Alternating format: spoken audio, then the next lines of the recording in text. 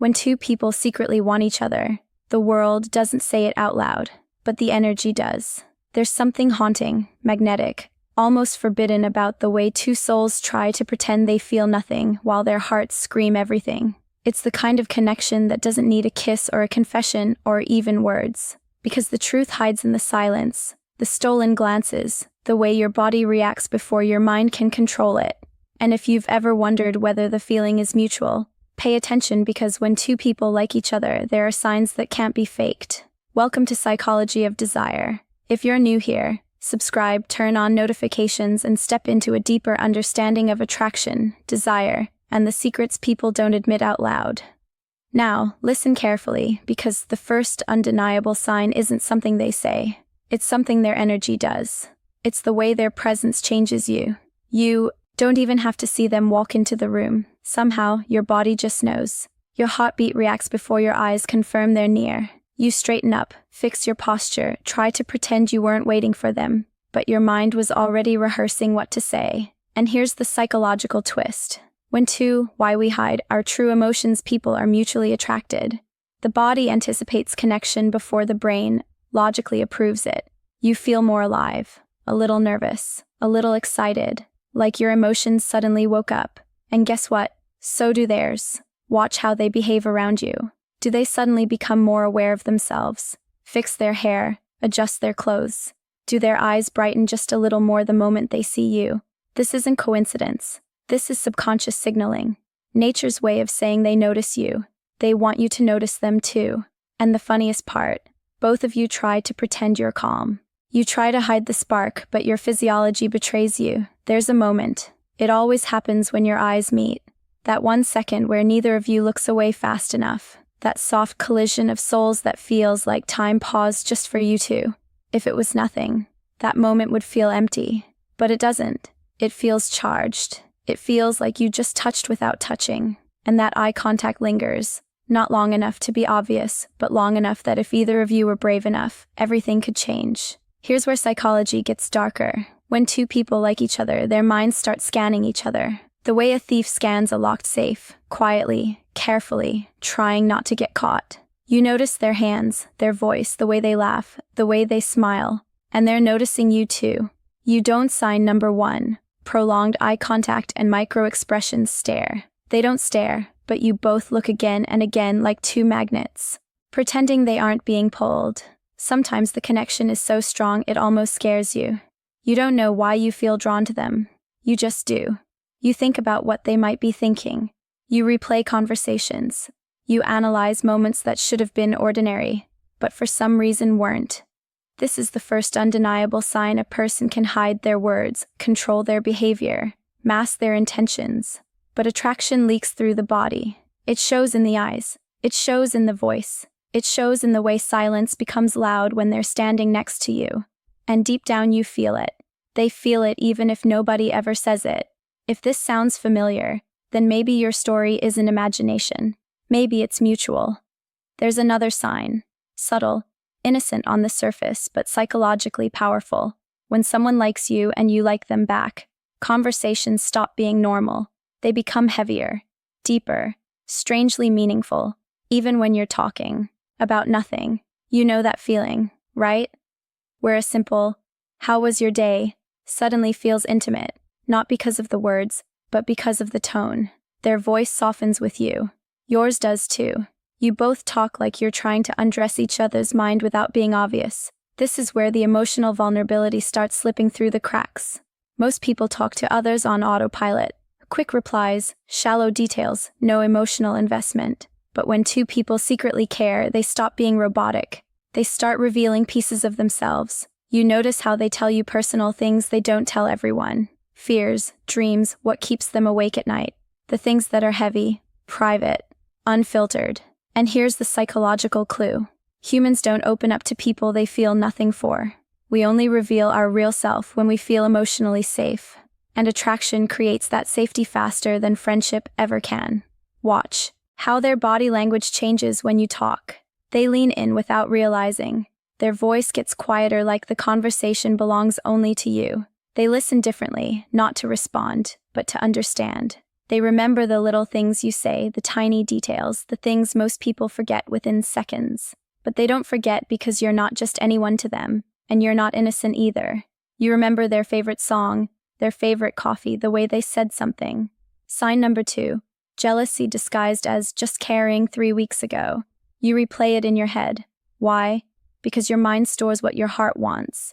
There's also a darker layer here. Little moments of jealousy, not dramatic, not loud, just quiet flashes of tension. Someone else talks to you and you see that subtle shift in their eyes. They try to act unbothered, but the smile gets tighter. Their posture changes. They suddenly need your attention back, even if they won't admit it. You feel it too. When someone else has their attention, you notice yourself watching.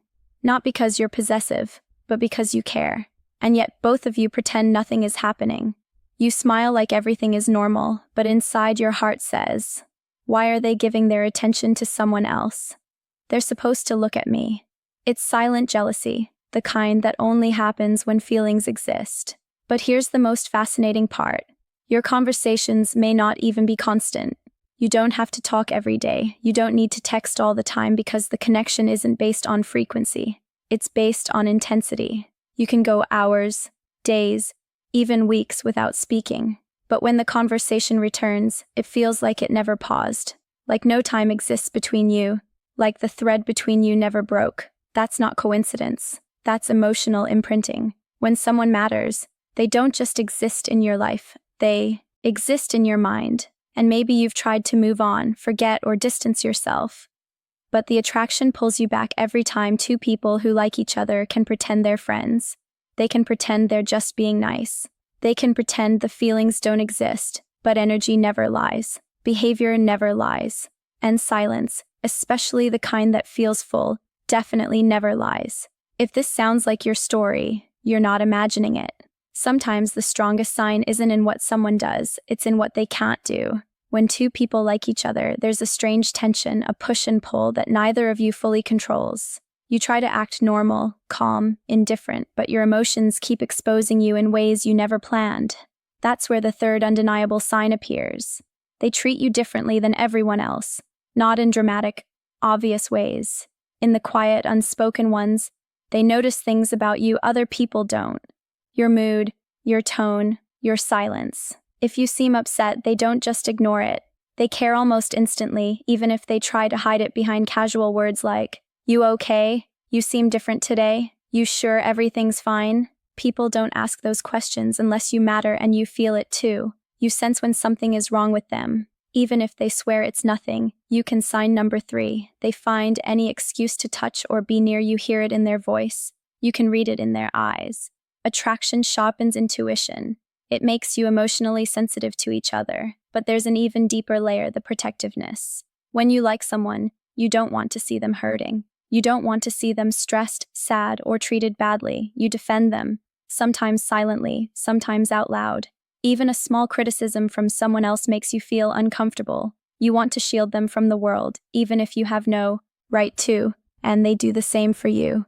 Pay attention to how differently they respond to you compared to others. How their voice softens, how their eyes linger, how their words come slower, more thoughtful, as if they don't want to say the wrong thing. Psychology calls this emotional prioritization. When someone becomes important, the mind automatically gives them special treatment.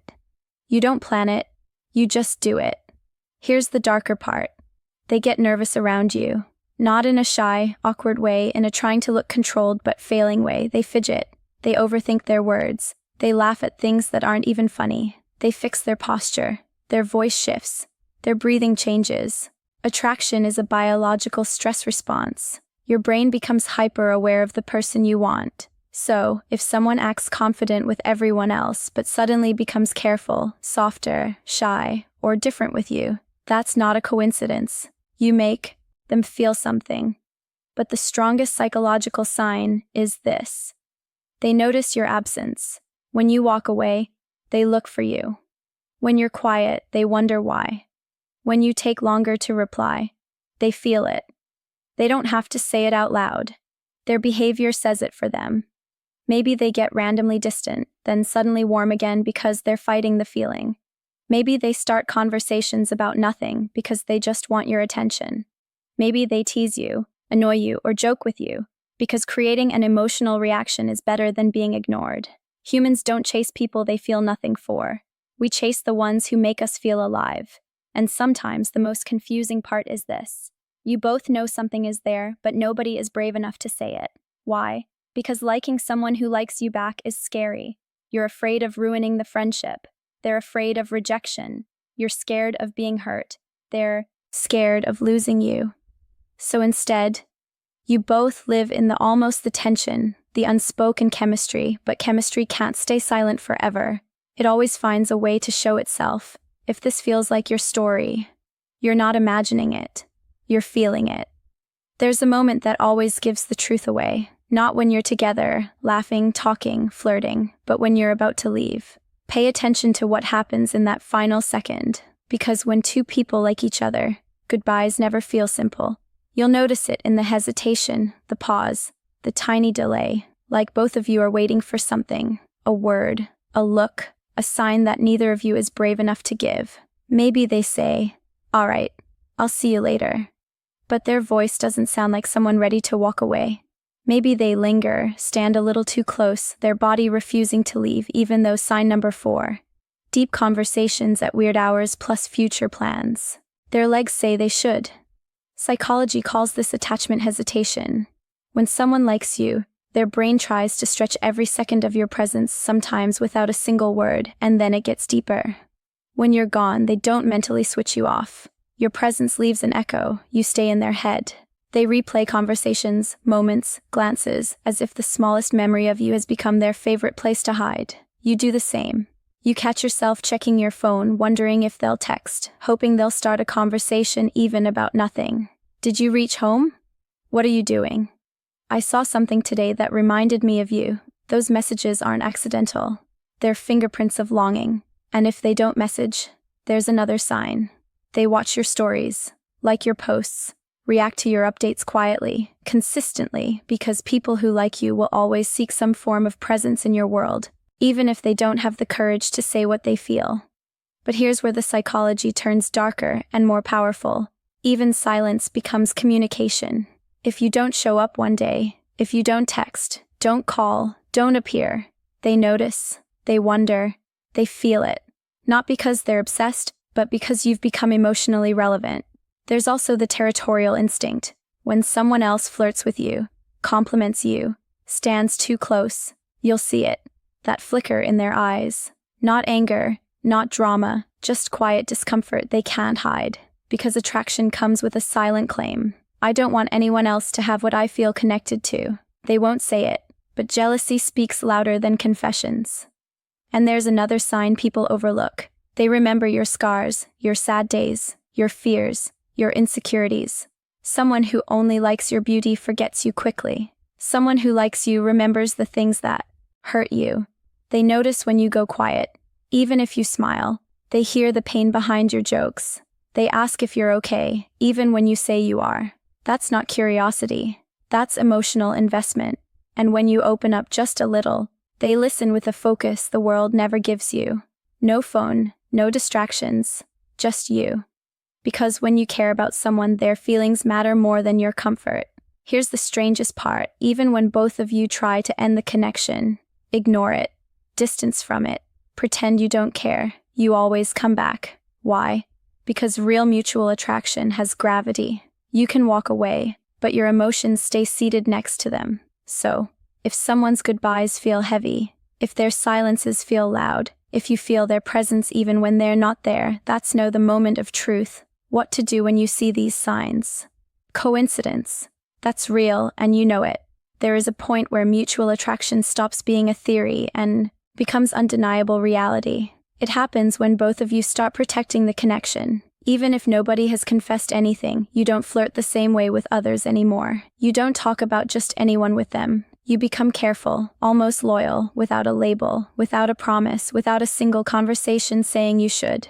You start considering how your actions might affect them. They do the same, and this is where the final and most powerful sign appears. You both create a world where only the two of you exist. It might be in the way you share secrets with only them, The way you send memes only they would understand. The way you give them a nickname that nobody else has. The inside jokes, the teasing, the small compliments hidden beneath sarcasm. These are emotional fingerprints, marks that say, "You're special to me. You're different. You matter." And then there are the moments that scare you. The thought of losing them hurts even though technically they're not yours. That's how the heart tells the truth the mouth refuses to speak. You imagine what it would feel like if they suddenly stopped talking to you, if they disappeared. If someone else took your place in their life, the idea stings. Not because you're weak, but because feelings don't ask for permission before they grow. And when they feel the same, you see it. They get quiet when you mention someone else. They ask subtle questions. They want to know where you are, who you were with, why you didn't reply sooner. They're not trying to control you. They just want reassurance that you still feel what they feel. And then the moment of truth. One small touch. Maybe their hand brushes yours. Maybe their fingers tap your arm. Maybe their shoulder presses. Final motivation. Love wins. When fear loses against yours a second longer than necessary. That touch is never accidental. It's testing a boundary, a silent question. Will you pull away or lean closer? You don't pull away. They don't either, because the body always tells the story before the voice does. And here's the greatest psychological truth of all.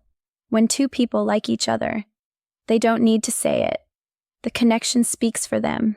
It's in the eye contact that burns just a little too long, in the jealousy that feels too real, in the silence that feels too full, in the goodbye that feels unfinished. Mutual attraction is two hearts playing chess, both waiting, both wanting, both scared to lose. So if you felt this, if someone has shown you these signs, if your mind keeps returning to them, no matter how hard you try to move on, then stop doubting it. You don't imagine feelings this strong. You don't invent chemistry this real. You don't hallucinate someone caring this deeply. Sometimes the only reason two people haven't said the words is because the connection is too beautiful to risk breaking. But the truth is already there in the eyes, in the energy, in the silence. You both like each other, and you both know it. Thank you for watching Psychology of Desire. If this video touched something inside you, make sure to subscribe, like, and share it with someone who needs to hear this. See you in the next one.